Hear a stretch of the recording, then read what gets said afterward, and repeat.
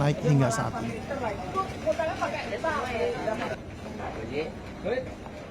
Ya, langsung saja kita bergabung dengan Dilami Aulia yang kabarnya dari tadi pagi muter-muter keliling Pasar Senen Jakarta untuk cari minyak kita.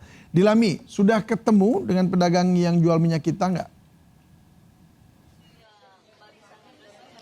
Selamat siang David dan juga pemirsa, saya belum ketemu pedagang yang jual minyak kita karena saya sudah keliling-keliling ke 5 pedagang di Pasar Senen tapi tidak menemukan, katanya stoknya habis nih David dan juga pemirsa.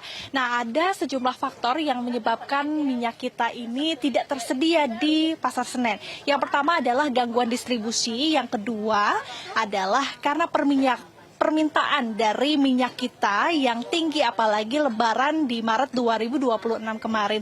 Sehingga pedagang menyebutkan belum tahu kapan menerima stok minyak kita kembali di sini. Karena biasanya kalau untuk penerimaan stok minyak kita ini berkisar 3 sampai 6 bulan. Itu tergantung dari pemerintah sendiri yang mendistribusikannya ke pasar. Namun kalau berkaitan dengan harga, pedagang menyebutkan ini masih di angka HET atau harga eceran tertingginya, yakni berkisar di 15.700. Namun walaupun harga tidak naik, tapi mau bagaimana kita beli nih David dan juga pemirsa, karena stoknya tidak ada, sehingga mau tidak mau masyarakat, pedagang atau ibu rumah tangga ini hanya bisa membeli minyak curah. Kalau yang ini yang saya pegang nih David dan juga pemirsa adalah minyak curah 1 kg yang harganya 23.000.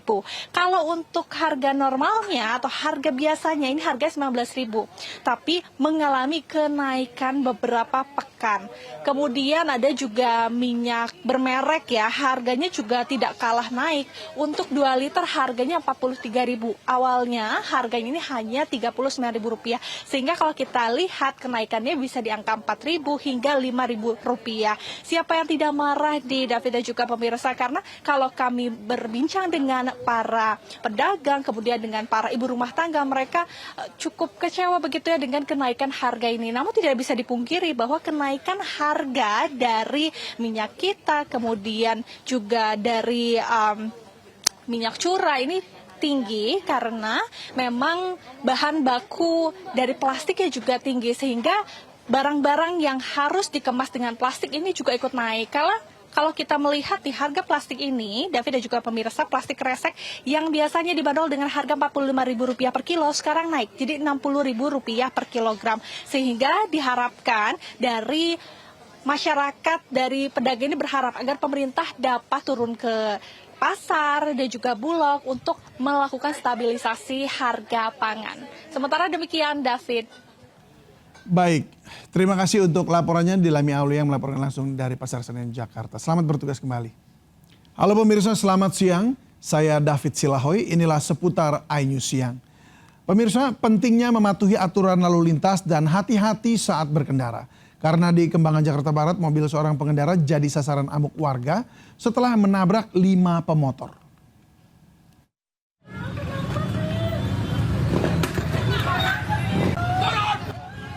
Sebuah minibus jadi sasaran amuk warga dan pengendara di kawasan Joglo Kembangan, Jakarta Barat. Warga geram karena sopir minibus berupaya kabur usai menabrak 5 pemotor. Menurut saksi, sopir minibus melaju dari arah Kreo Tangerang menuju Joglo, Jakarta Barat. Namun di perempatan lampu merah, sopir minibus hilang kendali hingga menabrak 5 pengendara motor. Karena dianggap tidak bertanggung jawab, warga geram dan menghakimi pelaku. Udah tahu itu supirnya. Tahu nabrak aja gitu. Ya udah nabrak, mundur, nabrak lagi ngantem, dar aja. Kacau ya. Setelah diadang massa, pelaku terpaksa keluar mobil dan digiring ke kantor polisi. Dari Jakarta, Miftahul Gani, iNews melaporkan. Bagi para orang tua, jangan lengah menjaga buah hati Anda. Di Kembangan Jakarta Barat, seorang balita 4 tahun tewas setelah tercebur masuk saluran air saat main hujan-hujanan. Detik-detik korban terseret arus deras terekam CCTV.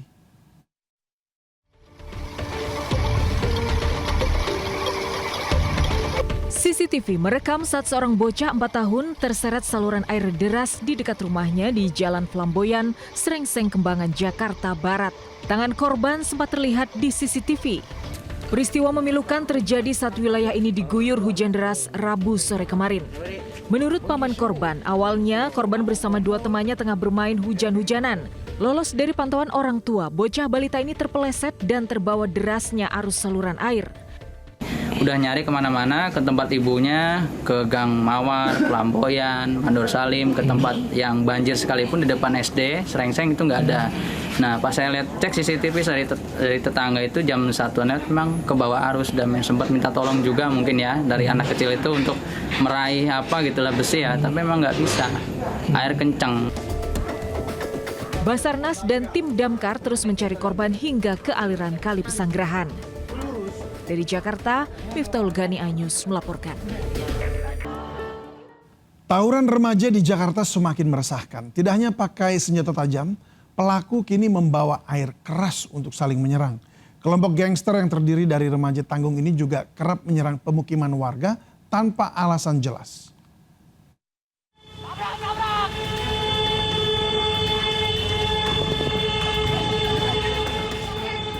Sambil membawa senjata tajam, sekelompok remaja menyerang permukiman warga Guji Baru, Duri Kepa, Kebonjeruk, Jakarta Barat dini hari tadi.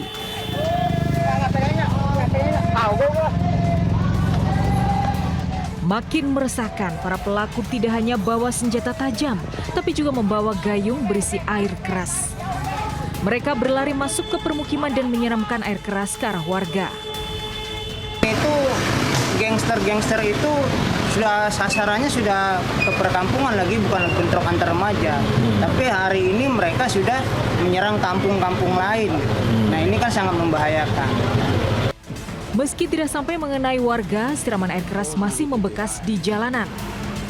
Warga mendesak polisi dan TNI melakukan patroli dan lebih tegas menangani para remaja tanggung pelaku penyerangan.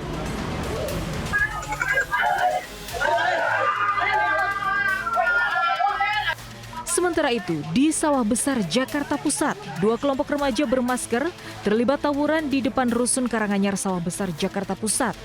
2 kelompok remaja saling serang menggunakan senjata tajam, batu, dan petasan.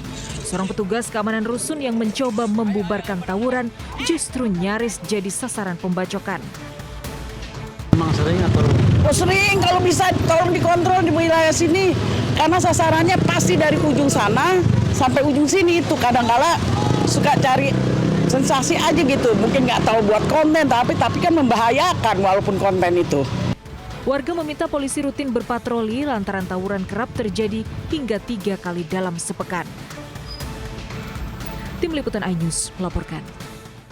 2 bangunan yang dijadikan rumah makan dan mes karyawan hangus dilalap api di Jalan Rumah Sakit Fatmawati Raya, Pondok Labu, Jakarta Selatan pada dini hari tadi.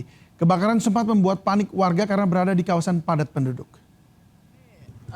Kobaran api melalap bangunan rumah makan yang buka 24 jam di Jalan Rumah Sakit Fatmawati, Pondok Labu, Cilandak, Jakarta Selatan. Api juga menghanguskan lantai 2 bangunan yang digunakan sebagai tempat tinggal karyawan rumah makan. 42 petugas damkar Jakarta Selatan segera melokalisir api agar tidak terjadi perambatan. Api bisa dijinakkan setelah 1 jam melalap dan mengerahkan 11 unit mobil damkar. Dugaan sementara penyebab kebakaran dipicu hubungan arus pendek listrik. Meski tidak ada korban dalam kebakaran, namun kerugian ditaksir ratusan juta rupiah.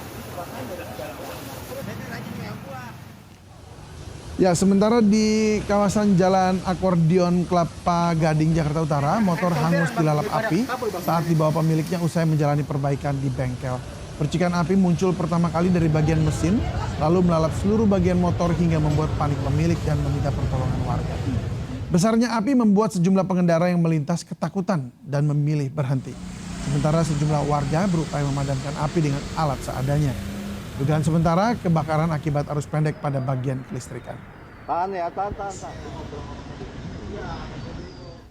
Sedang serius mengikuti ujian, murid SMPN 201 Jakarta dikejutkan dengan suara ledakan.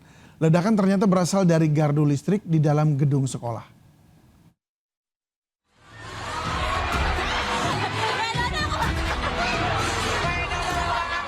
Suasana hening saat ujian di SMPN 201 Cengkareng Timur, Jakarta Barat seketika berubah menjadi kepanikan.